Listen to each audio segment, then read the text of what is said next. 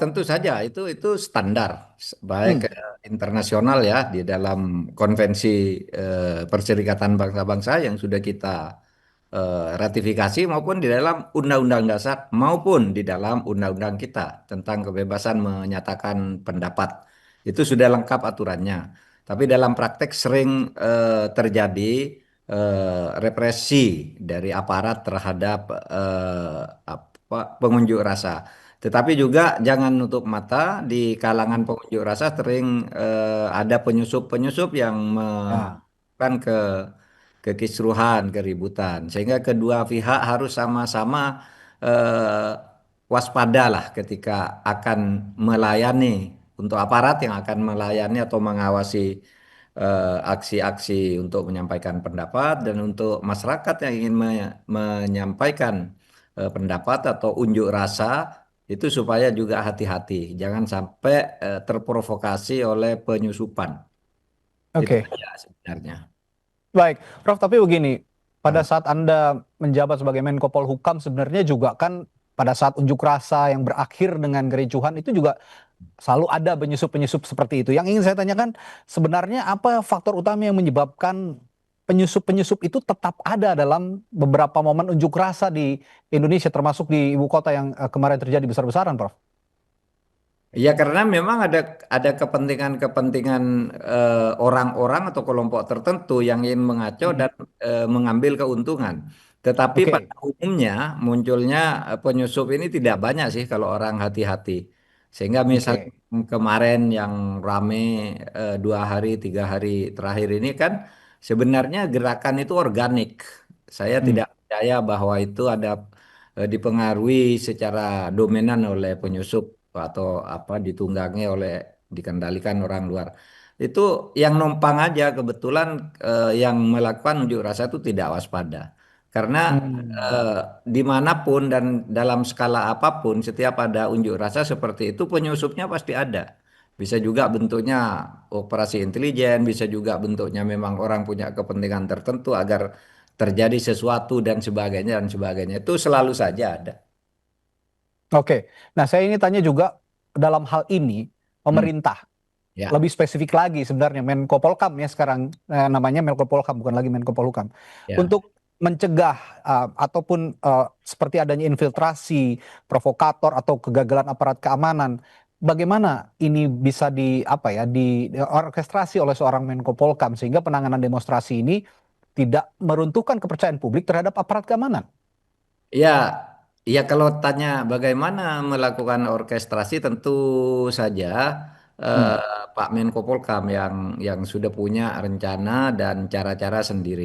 Kalau waktu saya dulu eh, Hmm. biasanya 2 hari atau 3 hari sebelumnya bahkan seminggu sebelumnya kita sering rapat di waktu itu di kantor Subden, kantor Panglima TNI di dekat istana itu. Kita rapat Ya. Menteri, Kapolri, semua menteri terkait jika ada demo. Lalu sehari sebelumnya biasanya kita sudah tahu tuh ini kekuatannya ada sekian orang dari kelompok ini sekian orang titik kumpulnya di sana korlapnya ini biasanya udah diketahui semua sehingga kita eh, bisa kekuatan pengamanan kita dikonsentrasikan di mana misalnya eh, di DPR atau di mana.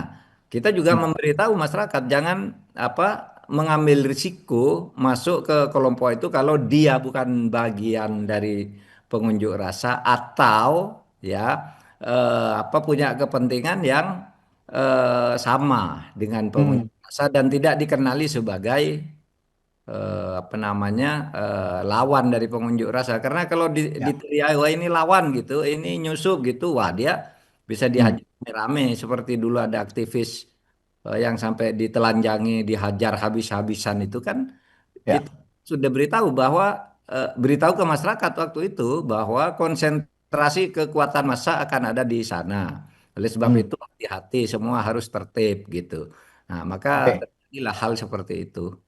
Hmm. Saya ingin beranjak kepada konteks penyampaian pendapat dalam ruang demokrasi. Saya Ya. ingin minta pendapat terhadap Prof. Mahfud. Perbedaan mendasar antara demokrasi yang sehat dengan penyampaian pendapat damai versus demokrasi yang berlebihan, yang Hmm. berujung pada anarki. Bagaimana Indonesia bisa menghindari yang terakhir saya sebutkan tadi?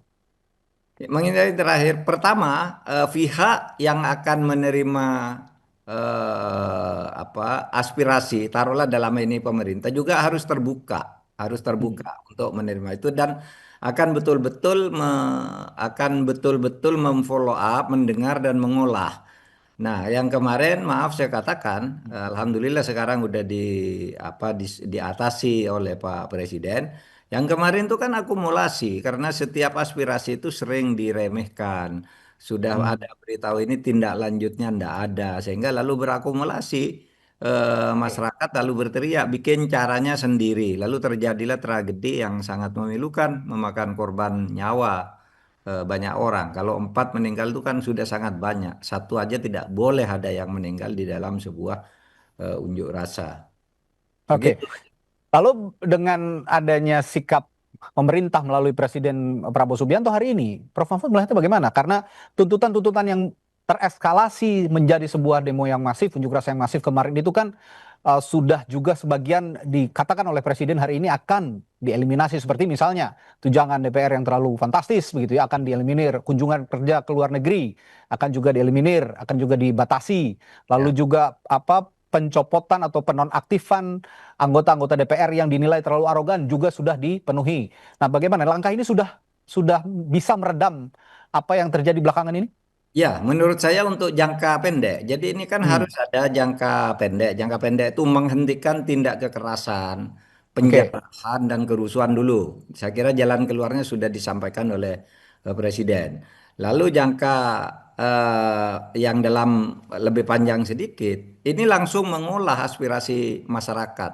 Aspirasi oke. masyarakat itu kan soal fasilitas DPR itu kan hanya salah satu pemicu. Banyak hal sebenarnya yang sekarang ini tertunda yang ketika masyarakat berteriak itu dibilang iya-iya saja, dibilang terkadang malah diejek dengan apa dengan sikap yang seperti mau melucu tapi tidak lucu gitu.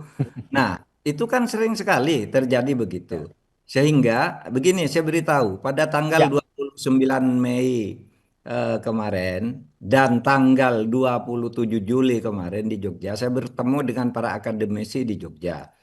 oke. Kesimpulan begini, pemerintah ini tidak pernah mau mendengar masukan. Terkadang tidak ngerti gitu. Ada beberapa teman dari UGM itu sudah disampaikan resmi, iya iya, tapi ternyata tidak ngerti karena tidak ada follow up-nya. Ternyata juga mungkin tidak sampai ke presiden gitu. Sehingga Pak Presiden tuh laporannya lalu masih mentah atau dibuat-buat. Lalu apa? Umpan baliknya gitu atau follow up dari masukan-masukan itu tidak ada. Sehingga kami waktu itu ketika bertemu di rumah makan Sasanti dan di Hotel Ambarukmo yang kedua itu, ya sudahlah Pak gitu, sudah Presiden dan pemerintah ini tidak usah kita beri masukan, nanti akan menghadapi masalah sendiri gitu. Seperti yang dulu itu ketika di bulan-bulan Juni gitu ya, bulan Agustus tahun Hmm, ya, 2004 yang terjadi kerusuhan apa namanya Garuda Biru itu kan kita sudah mengatakan sebelumnya kalau anda mumpung masih bisa silakan berbuat apapun tapi suatu saat Anda akan mengalami menabrak batu sendiri. Nah, terjadilah hmm, peristiwa oke. Agustus tanggal 21 itu. Yang sekarang ini kami juga di UGM kemarin, Hmm, teman-teman UGM, saya tidak mengatasnamakan UGM ya, karena ya, semuanya di luar. Juga begitu Pak, kami sudah sampaikan masukan ke sini, ke menteri ini, tapi dari pemerintah tuh ndak ada, cuma ditampung oke. dan seperti tidak ngerti. Ya sudah, Ya, kita bilang kita sudahlah ndak usah terlalu banyak kritik, ndak perlu apa. Kita sekarang diskusi-diskusi ilmiah aja untuk memberi kesadaran berbangsa dan bernegara. Nah, ini akan menghadapi akar terbentuk tembok sendiri. Nah, sekarang terjadi tembok itu tidak lama kan? Dari bulan hmm, Mei, Juli, lalu ini Agustus terjadi. ya, Kita sudah menduga karena terjadi akumulasi dalam banyak hal yang tidak ditanggapi dan itu menyebabkan semua elemen yang punya kepentingan itu berkumpul dalam apa ya, namanya satu gerakan. Lalu mungkin ada yang menunggangi. Nah, oleh sebab itu oke. demokrasi itu harus memberi saluran yang proporsional. terhadap setiap aspirasi itu. Bahwa ada penumpang gelap mungkin ya pasti ada lah. Tetapi yang sebagian besar tuh organik. Kalau penumpang gelap itu ya gerakan sekecil apapun ada lah yang Ya, berkepentingan. oke. Nah, itu biasa aja. Ya, intinya yang Anda mau katakan ya jangan pemerintah ini jangan tone deaf gitu ya, jangan Betul. jangan tidak sedikit saja aspirasi harus didengar begitu daripada menjadi bola salju nanti. Baik, Prof, saya ada yang menarik juga ini Hmm. soal tuntutan massa atau publik soal RUU perampasan aset. Ini di periode Anda juga sempat dibahas pada saat Anda Ya. menjadi Menko Polhukam. Hingga saat ini belum juga disahkan. Dan ini bisa juga menjadi bola salju kembali jika memang tidak dibahas karena kita tahu publik juga marah dengan RUU perampasan aset yang tidak kunjung disahkan ini dan akhirnya melakukan tindakan-tindakan anarkistis yang merugikan juga. Hmm. Merugikan publik sendiri, mengklaim bahwa barang-barang ataupun harta yang bukan haknya itu diambil oleh publik ini ya. Bahasa bahasa apa halusnya seperti itu. Bagaimana Anda menilai RUU perampasan aset yang hingga saat ini belum disahkan juga, Prof? RUU perampasan aset itu adalah aspirasi yang paling kencang disuarakan oleh semua elemen pejuang-pejuang demokrasi. Nah, oleh sebab itu tadi tadi sebelum ini saya Hmm, bertemu dengan eksponen guru besar sebuah alumni organisasi apa namanya organisasi siswa ini alumninya. Itu begini, ketika kita mendengar Pak Prabowo sudah menyampaikan apa jalan keluar yang baik tadi, lalu oke, harus diikuti dengan langkah-langkah yang cepat berikutnya. Apa itu? Satu, pengesahan rancangan undang-undang perampasan aset. Karena dulu undang-undang perampasan aset itu sudah lama di DPR dan sudah jadi dalam pembahasan di tingkat satu. Tinggal dibawa ke paripurna, macet di oke, sana. Lalu Pak Jokowi kirim surat. Saya yang apa namanya, yang menyampaikan surat itu ke ke DPR bertanggal 5 Mei agar segera diundangkan, dituntaskan. Itu surat Pak Jokowi tanggal 5 Mei gitu. Terus macet lagi, nggak ada tanggapan. Pak Jokowi ngatakan, Pak Mahfud saya mau ngundang pimpinan partai karena sebenarnya kuncinya kan pimpinan partai setuju di DPR itu akan relatif mudah gitu. Kalau pimpinan partai tidak setuju juga ya terpaksa saya nanti akan mengeluarkan Perpu. Ini kata Pak Jokowi waktu itu. Tapi terus ada apa agenda politik konstitusional jadwal gitu. baik. Lalu itu tertunda-tertunda sampai Ya, akhirnya saya pergi dari sana sampai saya mengundang oke. itu itu belum selesai. Tapi Pak Hmm. sekarang Pak Prabowo kan bisa Ya, melanjutkan itu. Kalau enggak lanjutkan itu. Baik. buat ya Perpu Pak Prabowo tuh sangat kuat sekarang. Kalau Hmm. ada apapun diselesaikan dengan cepat, apalagi cuma kayak Ya, gini. Dibuat aja oke. Pak, pasti bulan berikutnya sudah disetujui oleh DPR. Mudah-mudahan, amin.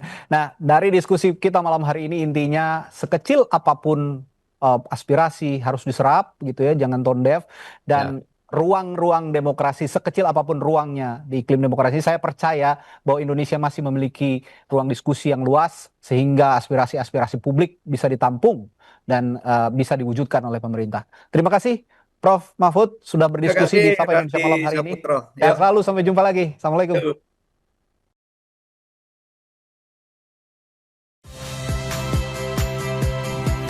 Saya Cynthia Rompas. Saksikan program-program Kompas TV melalui siaran digital, pay TV, dan media streaming lainnya. Kompas TV, independen, terpercaya.